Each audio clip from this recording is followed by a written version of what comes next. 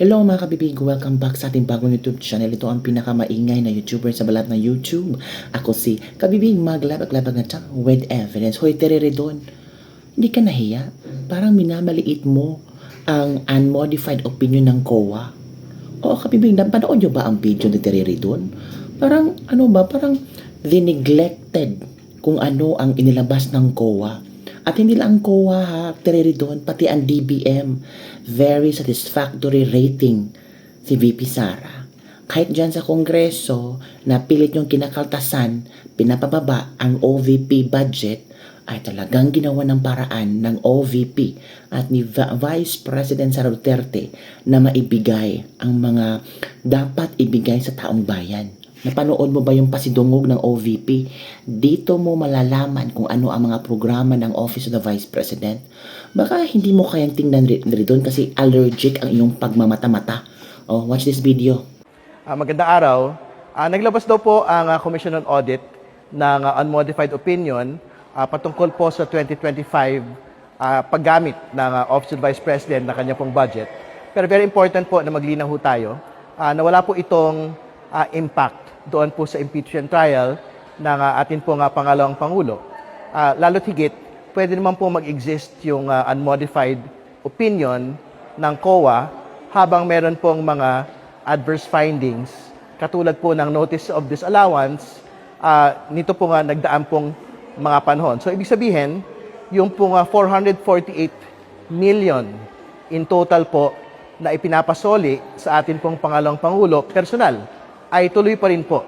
So, ibig sabihin, yung pong 73 million na meron na pong finality at the level of COA proper ay dapat na pong maisoli ng atin pong pangalawang Pangulo at yung natitira po doon sa 448 million ng confidential funds for 2023 ay tuloy pa rin po ito no, na pinapasoli po ng Commission on Audit mula po sa atin pong pangalawang Pangulo. Kaya, very important po na talagang maunawaan ho natin na tuloy pa rin po ang paglilitis laban sa Vice President at yung ebidensya po patungkol sa misuse of confidential funds ay tuloy pa rin pong magagamit ng atin pong prosecution panel pag kalatag na po nung pong article on confidential funds misuse. Ilaman po, maraming salamat at magandang araw.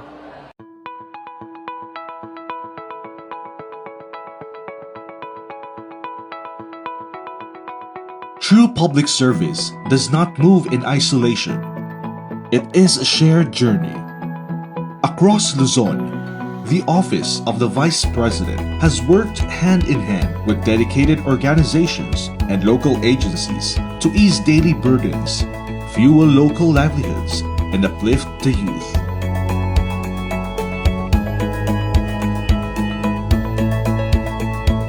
Behind every milestone stands an institutional partner who answered the call of duty.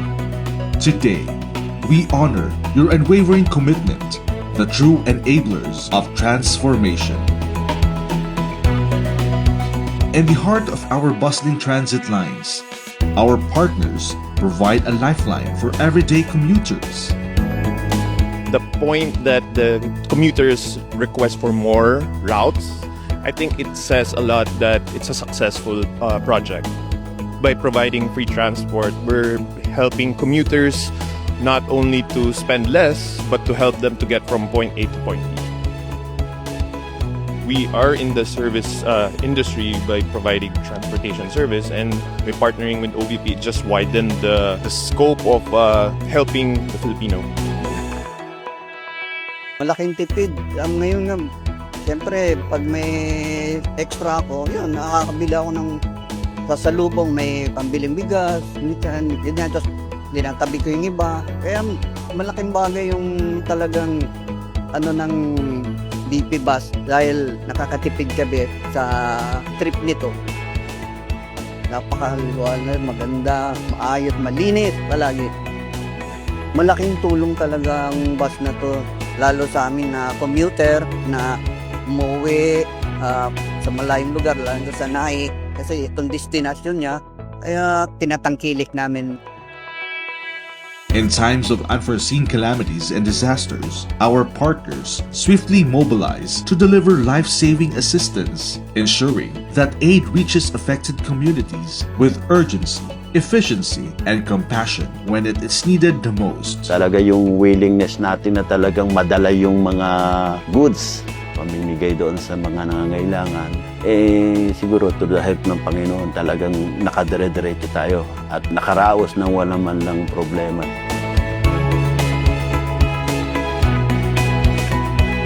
Lubos po ang aming pasasalamat na kami ay naabot ng inyong tulong mula sa opisina ng ating Vice Presidente. Huwag pababayaan ang mga kababayan natin na nangangailangan. Maraming salamat sa grupo ng Disasters Group ng OBP.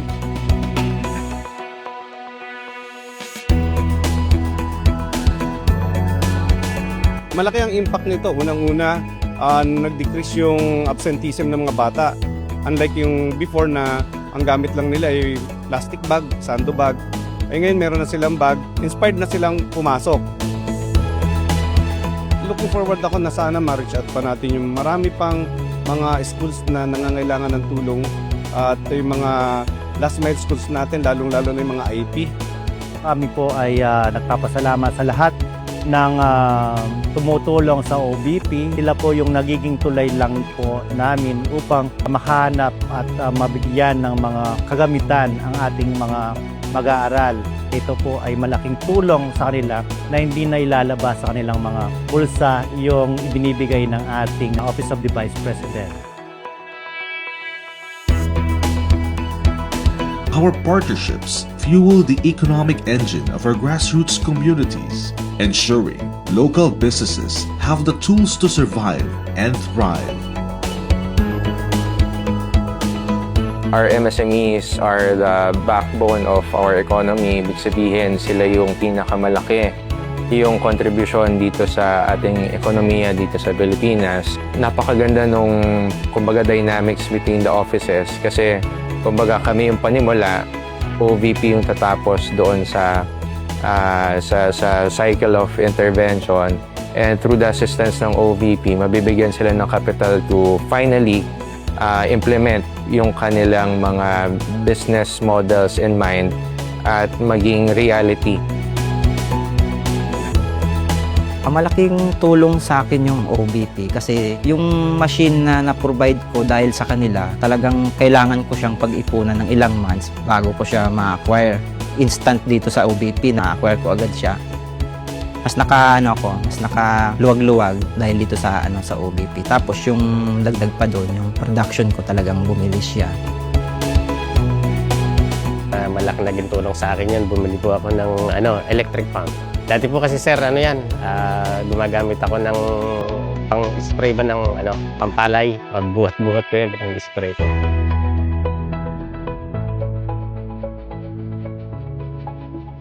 For your exemplary dedication to the Filipino people, the Office of the Vice President proudly recognizes more than 375 partners from our central office and Luzon satellite offices. To all our institutional partners and awardees in Luzon, congratulations! Thank you for showing up. Thank you for making transformation visible. Mabuhay kayong lahat!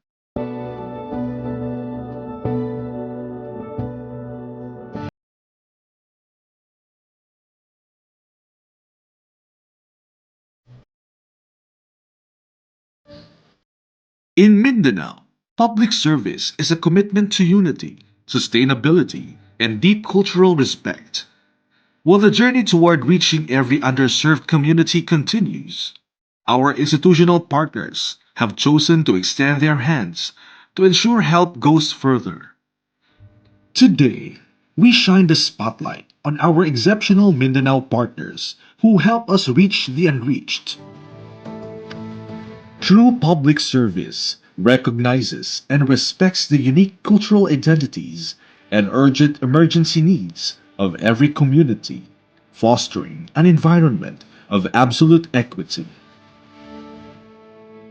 Mula po sa Ramadan Box, kung saan po tayo nagsimula, nagtuloy-tuloy na po, no? Nandyan na po yung mga maraming klaseng asistensya. Gusto ko rin pong ma-highlight yung mangrove initiatives natin. Pinapakita lang po ng OVP na wala po silang gustong barangay na maiwan o komunidad na maiwan. Dahil lahat gusto nila kasama sa pagbabago, kasama nating pag-angat. At kayo lang po ang nagbigay ng kapantayan sa amin dahil binigay niyo po sa amin yung mga services na hindi nabibigay ng ibang ahensya sa amin.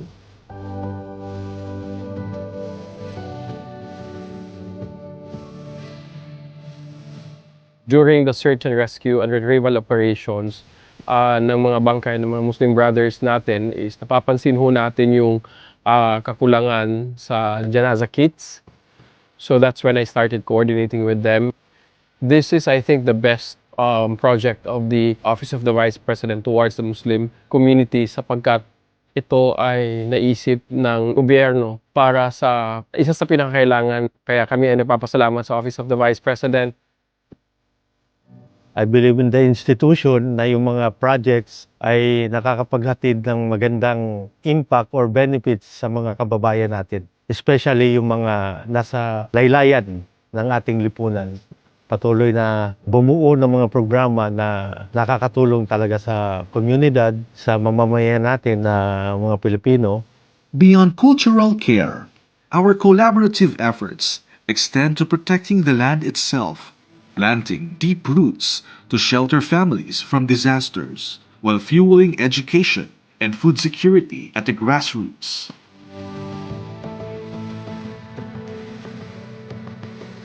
Dito napili namin in behalf sa mga barangay official.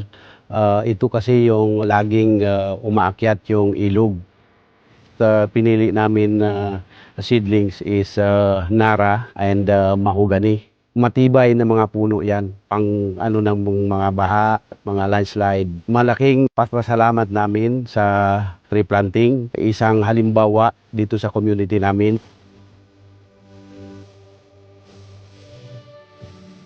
Thank you po na nabigyan mo ng pagkakataon ng aming school na nabigyan ng bag ng pagbabago at school supplies po. Taos puso po ang aming pagpapasalamat.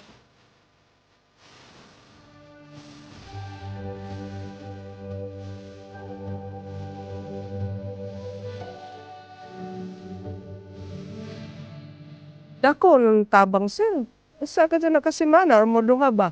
Daghan salamat sa imong gihatag namo podpak.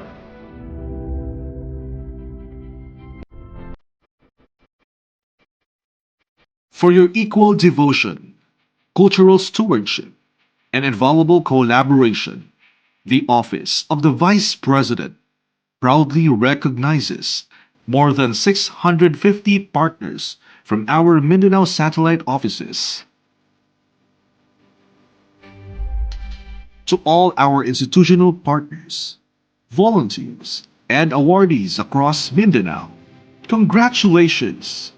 Your shared milestone are the absolute bedrock of our nation building.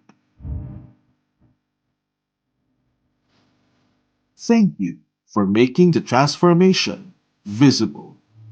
Daghang salamat sa inyong pakikiusa.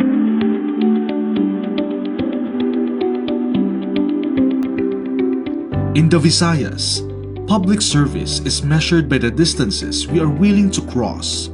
From remote, geographically isolated island communities to towns disrupted by sudden crisis, our mission has always been to close the gap.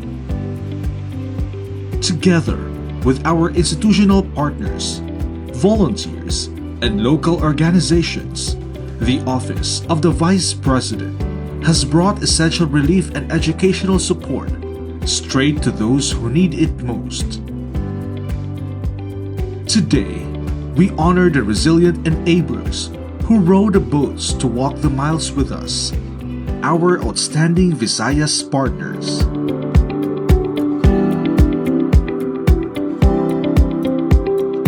GIDA, or geographically isolated and disadvantaged areas, present daily hurdles for the youth, but through collaborative manpower, education becomes accessible even to the farthest islands.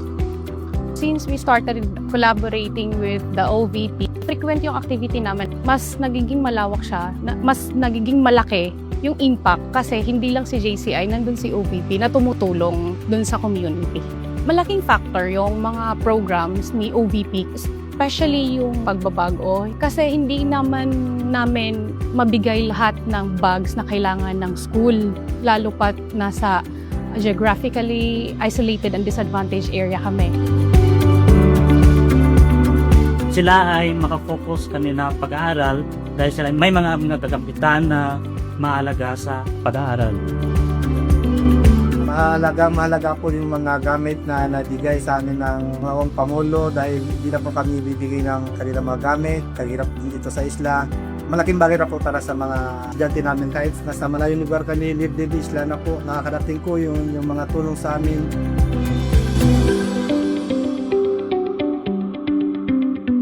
When unexpected disasters strike, from raging fires and volcanic ashfall to seismic tremors, our swift communication with local responders ensures immediate sustenance lands directly in the hands of survivors.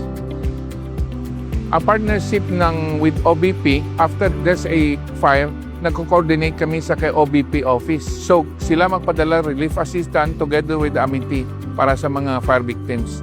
It will be a continuous partner. Mahirap talaga, ma'am. Wala talaga kami pinagkukunan ng kabuhayan namin doon. Ay, sobrang laki na po yun, ma'am. 25 kilos yun. Malaking tulong na po yun sa amin. Ang dakong tabang ni kay, siyempre, pagkaon gud ni sa amo, tubig.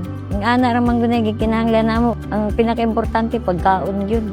Kaya ang uban mga tindahan gani, sarado po man gani.